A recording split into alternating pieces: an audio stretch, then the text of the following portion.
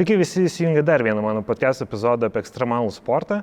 Ir šiandien aš svečiuojuosi labai neįprastoje man vietoje, tai yra laipimo salėje, jeigu tiksliau tai Bonobo laipimo centras. Ir šiandien kalbuosi su Marium Galaburda. Sveikas. Labas. Labai bijau tavo pavardę neteisingai ištart. Pasakei tobulai. Kaip laikaisi? Gerai, ačiū. Daug veiksmo, daug visko įsibėgėję esam, tai viskas labai puikiai. Šiandien mes esam tavo įkurtoj salėje, jinai atsidarė ne taip ir seniai spalio mėnesį. Kaip laipimas atsirado tavo gyvenime? Iš tikrųjų visiškai atsitiktinai, būnant sodybai svečiuose, taip jau atsitiko, kad tuo metu tenai dirbo aukštalipiai, kurie į medį kėlė paprasčiausiai gandro lizdą ar kažką tai tokio. Ir aš tiesiog pakėliau akis, pamačiau šitą dalyką ir galvoju, wow, čia geras. Ir anksčiau niekad nebuvau pagalvojęs apie tai, bet kaip užaugęs tarp miškų, tai turbūt kaip ir dauguma mūsų laipiodavau po medžius su draugais, su chebra, visur lipdavom. Ir kai aš pamačiau, kad yra tokie dalykai, aš pagalvojau, wow, čia atsiveria visiškai naujas galimybės, galim patekti žymiai aukščiau. Ir kažkaip aš juos tenai užkalbinau ir tada labai greitai jau viskas vyko, aš tiesiog grįžęs į Vilnių, nuėjau į pirmą parduotuvę, kur man pasakė, atėjau, sakau, man reikia laipimo batelių. Man ten chebra pakonsultavo, pardavė batelius, aš už juos sumokėjau ir sakau, o kur čia laipėt?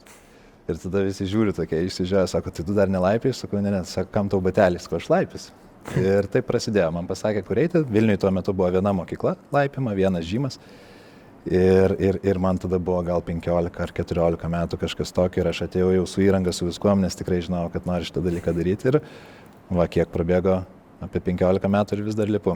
O kuo tave sužavėjo tas laipimas po to, kada jau pamėginai, ar ugnis viduje pasikeitė, ar tas susižavėjimas, kada jau actual palėdė kybius?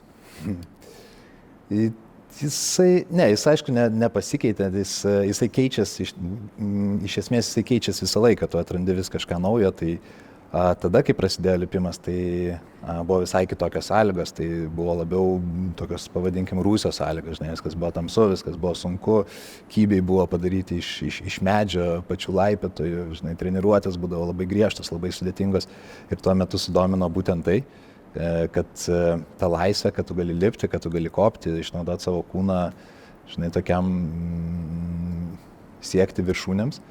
Tada atsirado kelionės, atsiradus kelionėm, tu vėl visiškai kitaip šitą sportą pamatai, tada tu suvoki, kad tai padeda tau keliauti po gamtą, pažinti pasaulį, kad tu gali užlipti ten, kur kiti negali, kad gali pamatyti vaizdus, kurių kiti negali. Tada taip po truputėlį pradėjo virsti darbu, vėl kažkiek kitaip viską pradedi matyti. Tai tas požiūris ir pojūtis kažkiek kinta, bet tas pirminis jausmas, ko aš norėjau, tai tiesiog laisvė savo kūnu, lipti į viršų, be nieko, be jokios įrangos, šitas išliko. Kadangi mano, ko gero, auditorija yra pagrindinė vandenlentininkai ir manau, kad dalis nėra bandę net laipimo, dalis, manau, tikrai išbandė. Pradėkime apie laipimą nuo paties basic dalyko, kas yra kybis? Tai kybis yra akmenėliai šitie, aš nežinau, ar žiūrovai mato iš tikrųjų, bet čia aplinkui mus yra sienos, reljefas, kuriuo mes lipam, tai laipimo salėse esančios sienos, jos iš esmės imituoja uolas. Tai kaip ir uolos niekada nebūna tiesiog lygios, jos būna tai vienaip pasvirusios, tai kitaip. Tai lygiai taip pat laipimo centruose ir sienos yra įvairiai pastatomos. Ir tada ant jų yra sukami akmenų imitacijos vadinamos kybiais. Tai kybiai yra dėliojami taip, kad būtų sukuriamos trasos, kurias lipa jau po to laipiotojai ir tai yra daroma spalvomis. Tai jeigu pasižiūrėsim, tai visur matos, kad eina kybiai sudėti tam tikrom spalvom. Tai laipiotojų tikslas yra ne tiesiog lipti bet kur, bet kaip, o bandyti įvairaus sudėtingumo trasas. Ir jos yra labai nuo visiškai paprasčiausių, kurias gali veikti ir visai mažiukai, ir vaikai, ir kas tik tai ir pirmą kartą atėję, pirmą kartą bandantis, iki labai sudėtingų, kurios praktiškai neįmanomus įveikti ir net ir patys stipriausi sportininkai savaitėmis bando jas padaryti ir išmokti tos judesius įveikti. Tai visas laipimas salėje, viduje, arba tas, kas nėra alpinizmas, dažniausiai yra skirstomas į dvi, netgi, sakyčiau, 3 dalis. Tai yra boulderingas, aukšta siena, kuri net nežinau kokio aukščio čionais yra, ir tada yra greitasis lipimas. Kuo šitos 3 skiriasi viena nuo kitos? Tai yra skirtingos disciplinos sporto, galbūt paprasčiausia suprasti kaip važiavimą dviračiu. Gali būti miško dviratis, gali būti plento dviratis, gali būti triukų dviratis, tai visais atvejais tai yra dviratis, tu važiuoji, bet tai yra visiškai kitokios aplinkos ir visiškai kitokios sąlygos ir visiškai kitoks tikslas, ką tu darai.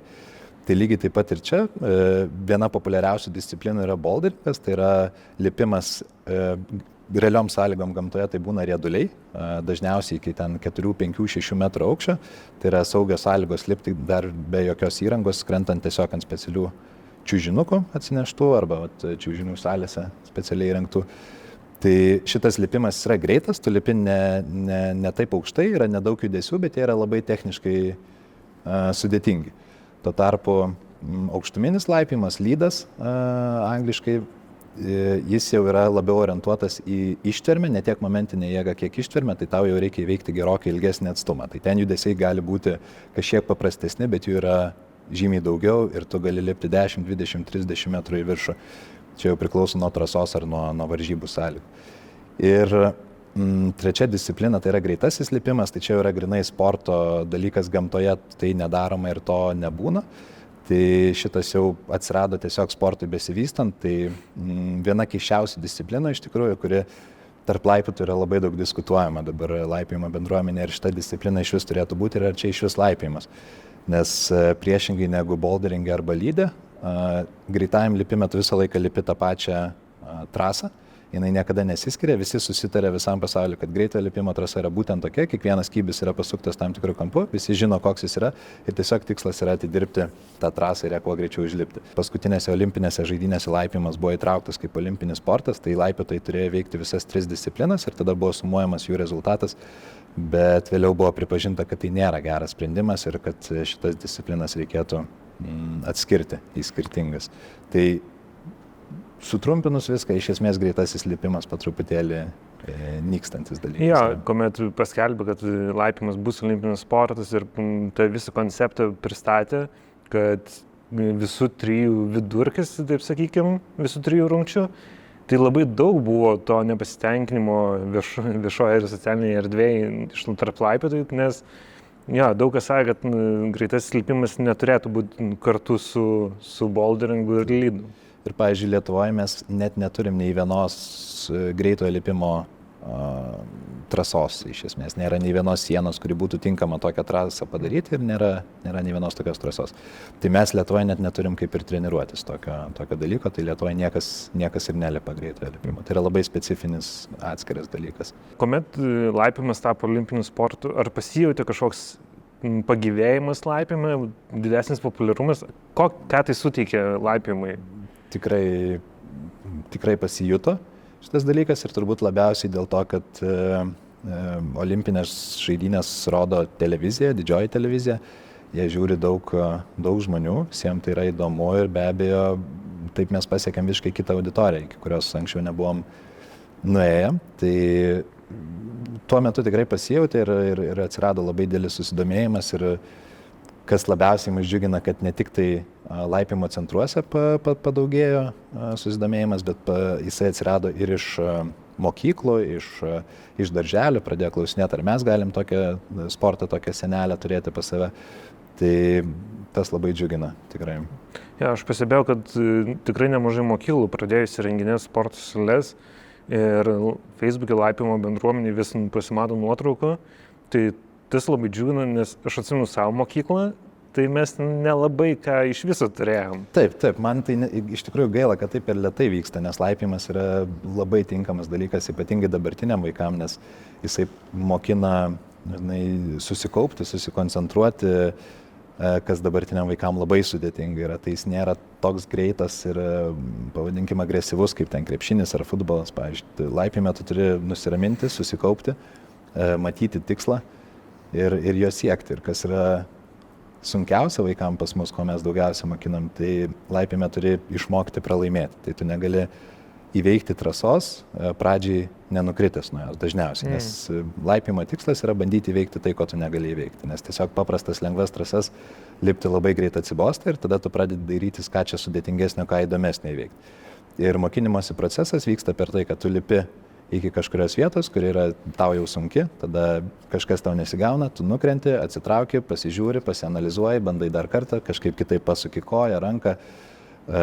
Galų galia tai ir mokina bendrauti tarpusavį, dirbti komandai, nes labai padeda, tu vat irgi esi lipęs, turbūt pastebėjai, kad laipime visą laiką visi dalinasi patarimais, kaip iš šono visą laiką yra lengviau pamatyti, kaip įveikti kažkokias vietas ar judesius. Tai šitas vaikam irgi labai geras dalykas, mokinantis komandinio darbą ir bendravimo. Tai per lėtai vyksta šitas, bet iš tikrųjų vyksta, jau atsiranda ir dabar esam pastatę ir su Vilniaus miesto savivaldybė viešai prieinamą laipimo senelio Olimpiečių gatvėje prie Neries krantinės.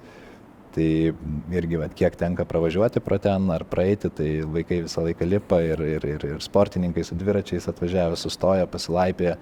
Tai jau miestiečiam tai nebe naujas dalykas. Aš ir pats mėginau ten lipti, nes aš nežinau, kad čia susijęs su Bonobos tai, bet jo, aš atsimenu, kad pirmą kartą mes ieškom su vandenlentėm vietos Neryje praplaukti ir pro šoną einant pamačiau, realiai ten yra tikrai didelė laipimo senelė, tai po to net grįžau pamėginti palaipėti, nes tikrai tai buvo keistas ir netikėtas dalykas tiesiog mieste rasti laipimo senelę. 60 metrų ilgio. Jinai yra, tai ne aukščio, kadangi jinai yra viešai prieinama ir dieną ir naktį, tai aišku buvo klausimas saugumo labai svarbus, tai jinai yra ne aukšta, bet labai ilgai iš šonus. Tai tu tiesiog turi lipti, čia visur lipam į viršų, ten lipi į šoną. Tai truputėlį kitas procesas lipimo, bet still 60 metrų įveikti į šoną yra labai smagus iššūkis, nes jeigu bandai, tai žinai, rankos greitai tenka pradeda. Taip, aš dar po ilgos pertraukos, tai šis buvo sunku. O šnekant apie mano laipimą, tai aš realiai pradėjau laipioti, pirmą kartą pamėginau, tai buvo prieš kokius 8 gal metus, kaip ir tu pasakai, tame Rusio tokiam vibe ir manęs visiškai nesužavėjo. Aš pamėginau, aš gavau dovanų abonementą, manęs nesužavėjo ir užtruko kokius 2 metus, po to aš pamėginau ant tikro akmens, kuomet buvau Kanadai, ant tikro akmens pamėginau ir va tada mane užkabino. Grįžus į Lietuvą, aš jau laipiau čionais, o kaip tavo atveju, aišku, tu turi savo salę, bet ar tikras akmuo, ar kybiai atstojo tikrą akmenį tau? Kas tau labiau patinka? Matai, mums čia Lietuvoje galim norėti kaip norim ir svajoti kaip norim, bet dėja uolų nėra. Tai neišvengiama, jeigu tu nori lipti, tai tu turi keliauti kažkur, tai važiuoti ir jeigu tu nuvažiavęs nori kažką pralipti, tai tu turi treniruotis. Ir bent jau Lietuvoje vienintelė mums galimybė treniruotis tai yra salės, dirbtinis reljefas. Tai be abejo mes priversti priprasti prie šito dalyko ir mėgaujamės to ir nekvestionuojam klausimo, ar varyti prie uolų geriau, ar treniruotis salėje, turim treniruotis. Bet klausiant, kas labiau patinka, tai iš tikrųjų labai skirtingi dalykai. Plastikas niekada neatstos uolų, tai čia faktas, nes grynas oras, vėjas, paukščiai skrendantis aplinkui ten aukštai, kur tu esi, žinai, visas tas pojūtis, kada tu esi ant tikros uolos, ant tikro kalno, tokiam aukštį, kuriuo nebematai savo partnerio tave saugančio. Tai ta emocija, kuri apima, niekaip negali būti pakeista viduje, salėje. Bet tuo pačiu, kad mums duoda laipimo centrai salės, kad mes galim tiesiog užbėgti čia kiekvieną dieną, valandai, 40 minučių po darbo, prieš darbą, susitikti su draugais, greitai pasilaipiot, pabendrauti, išgerti kavos ir lėkti toliau savo reikalais. Bet tai, kad mes neturim kalnų, tai net paverčia mus kūrybingais, turiu pasakyti, nes mes vis tiek norim laipioti lauke. Ir mes iš tiesų bent jau turėjom, nes tikras ar dar turim porą projektų, kurie yra lauke. Tai ar tai vandens bokštas, ar tai būtų tiesiog betoniniai luitai sudėti į bokštą. Tai mes turim tokių projektų ir Lietuvoje. Yra, šiuo metu 3 bokštai yra per Lietuvą, kur galima lipti. Tai yra 13, 20 kažkas gal biškai mažesnis ir 30 metrų, dabar tiksliai neatsimenu aukščio. Tai yra tokie variantai, galima nuvažiuoti pasitreniruoti, bet iš tikrųjų nėra labai populiaru. Tai vienas dalykas ir sezonas labai trumpas, kada tą gali daryti. Kitas dalykas, vis dėlto laipiotojams patinka ta salio atmosfera, čia groja muzika, čia yra tavo draugai, tu gali su visais pabendrauti. Tai dažniausiai, kai treniruojas, tai tu nenori to daryti vienas. Tai vat, kodėl daug žmonių ateina, iškeičia sporto klubus į laipiojimą, pasirenka tokį sportą, nes tau čia niekada neatsibos, nes kartais tu būna ateini visiškai be nuotaikos lipti ar be jėgų. Ir viskas yra ok, tu gali pasirinkti pačias lengviausias trasas ir tu gali tiesiog pasižiūrėti, kaip kitiems sekas ir kartais net atėjęs be nuotaikos lipti, tu pamatai, kaip tavo draugai kažką įveikia ir galvoji, viskas, turiu tai padaryti. Ir išeini su visai kita atmosfera ir kita nuotaika. Ja, aš pastebėjau, kad nuo pat Bonobo atidarymą, dar kuomet tai buvo savanorių prospekte, nuo pat tada jūs transliavot žinutę, kad viskas yra apie bendruomenę. Kuo ta bendruomenė yra svarbi tokiam tuo metu, prieš 6 metus, tai buvo dar labiau nišinis sportas. Kuo ta bendruomenė buvo tokia svarbi, kad jūs pasirinkot būtent šitą bendruomenės kelią? Iš tikrųjų, tai galbūt tai nėra mūsų būtent pasirinkta, galbūt mes tą tik tai išryškinam ir drąsiau komunikuojam, bet tai yra įprastas šito sporto dalykas. Jisai tiesiog savaime pats sportas nėra didelio intensyvumo, tai tu prieš kiekvieną lipimą turi truputėlį laiko, nes pabandęs trasą, dažniausiai tu tai trasai atiduodi visas savo jėgas ir tada tau reikia 4-5 minučių pasilsėti, tada tu eini prie sekančios trasos. Jeigu tu tiesiog darysi trasą po trasos, tai už 5 minučių nieko nebepalipsi tiesiog. Tai čia tokia jau sporto specifika šita.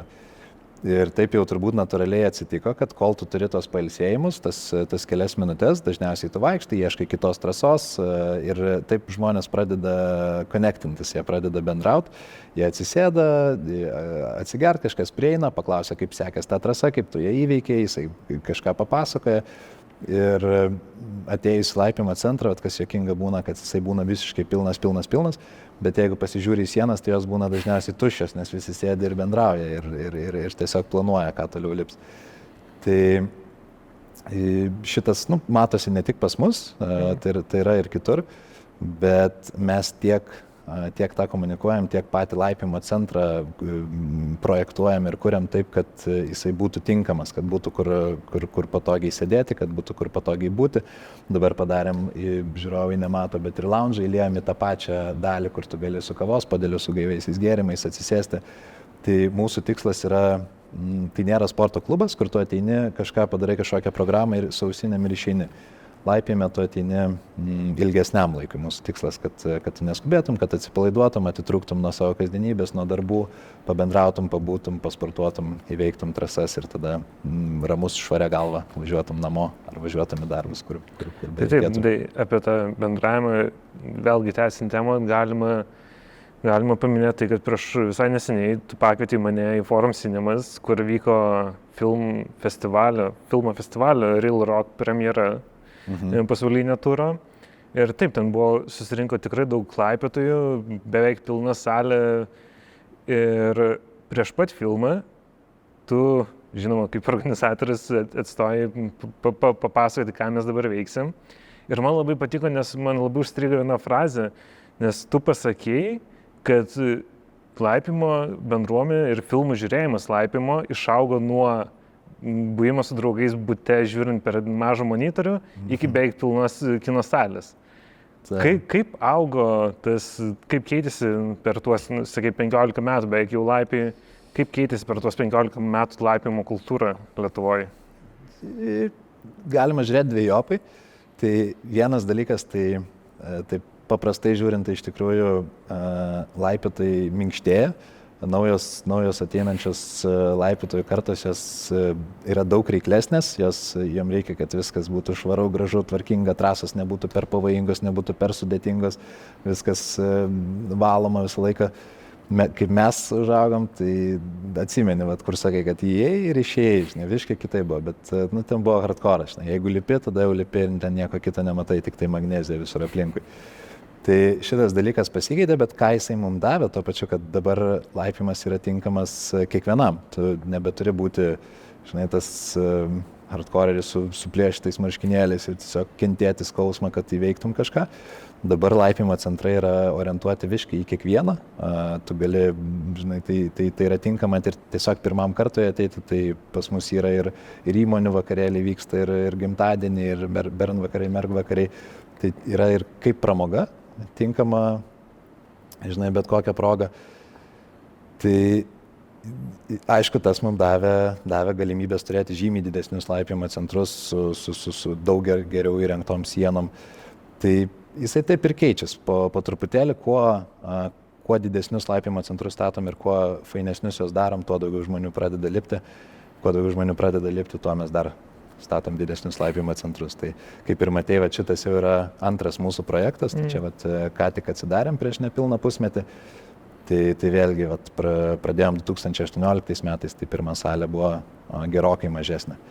Bet ten ir atėjom su žinute, kad laipiojimas gali būti šviesus, gražus, nesudėtingas ir tinkamas kiekvienam. O jeigu reikėtų žmonėm, kurie nebandė, nedrįs niekada ateiti laipiot, kokią žinutę norėtum perduoti, kad visgi jie išdrįstų pamėginti?